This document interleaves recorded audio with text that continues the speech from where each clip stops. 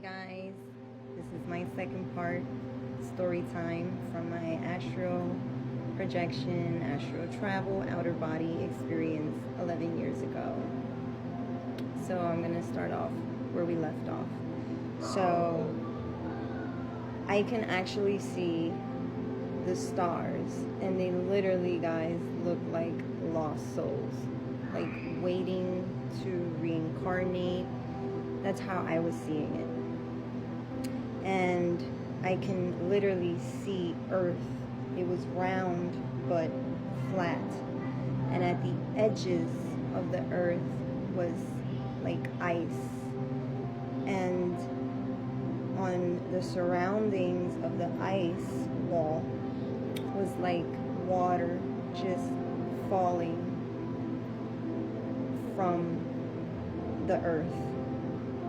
And it also looked like the platelet around it looked so bright. They look like gold, but just a gold that is so bright and just so magnificent, I can say, the experience that I was overlooking as I am astral projecting with the serpent guiding me.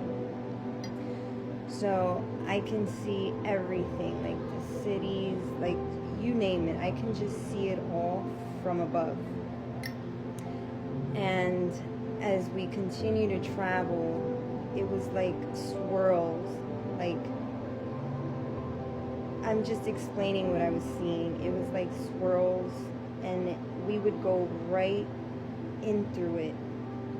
And as the deeper we got, it was just completely out of this world, I tell you. I get a little nervous because nobody ever knew this but my husband, so I'm sharing it. So as we're going right through it, it looked like a wormhole, I can say. And I can see just all kind of different galaxies throughout the space. And as we're going through it, the serpent is guiding me through different cities. I went to LA, and the crazy thing is that when I got to that point in LA, I can just see, I'm sorry, but I'm just being honest, I was seeing it being burnt down, just like chaos, like a lot of chaos going on. Then we went to Paris, and I can just see the Eiffel Tower just falling, like just down completely. Then as I go through the next, show me London Bridge was literally just falling into the water. Like, I don't know why I was being shown this, but it was just a lot of chaos what I was looking at. Not here to premeditate anything. I'm just sharing my story from 11 years ago of my astral outer body experience. So as it's showing me this, I'm just like, I don't want to experience this. This is too much for me. So we get out of that. So it's like when you skip something, like, and it was just like kind of like an invisible kind of, I don't even know how to explain it, but I can see different dimensions, and you can actually see in every star, every window, there was people just, upon their business, you know what I mean, and just living their daily life. And we're going through different stages. I can see first stage was like this void, then the second stage was just like kingdoms, then the next was just like gardens with all kinds of different creatures and butterflies and like fairy tale type of thing. And then we just keep going and going, and then we get to the highest point, as I can remember, And as we get to the highest point, it was massive. I've never seen a gate like this. The gate was just massive, and there was just clouds all over. They looked so comfortable. They looked like fluffy pillows, but so bright, just like a brightness that I've never seen before. Just so beautiful.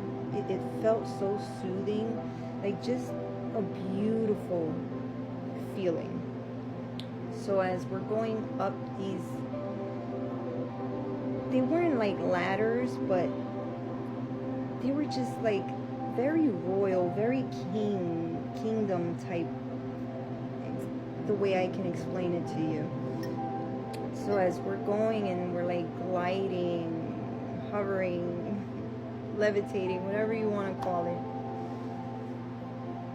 we're going through, and then these massive, it just looked so huge, this gate.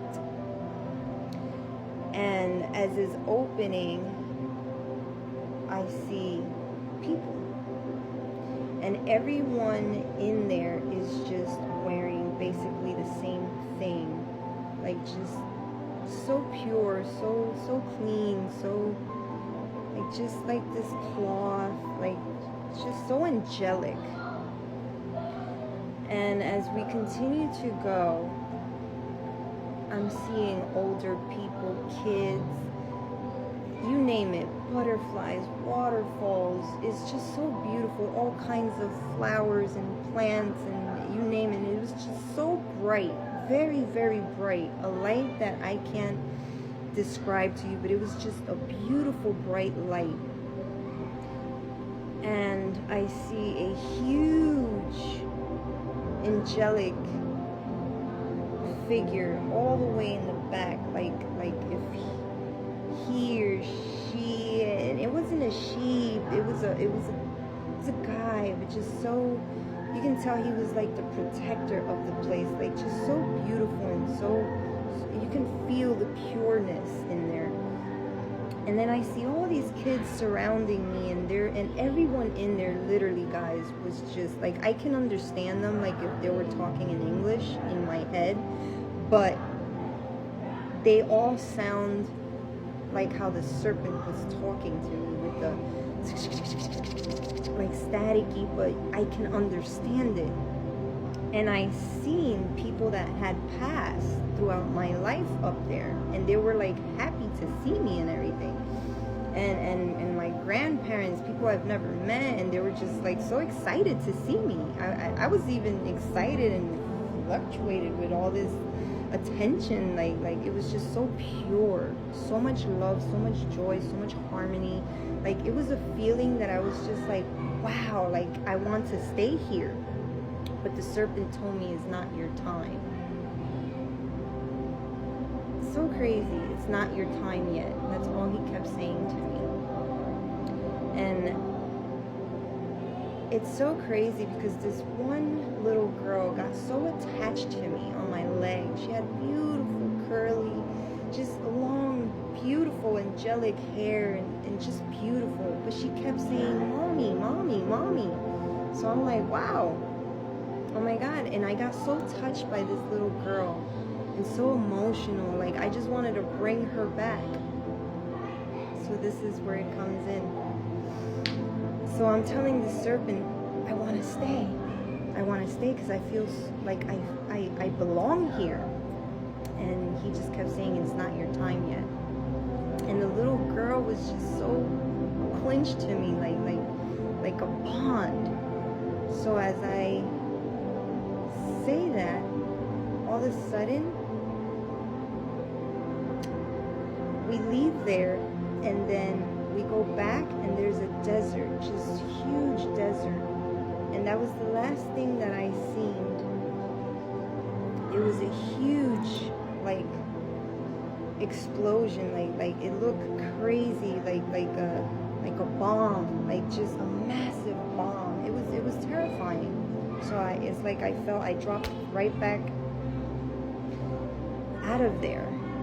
And then as I'm almost coming down to my body, I see my son in the kitchen, looking for me.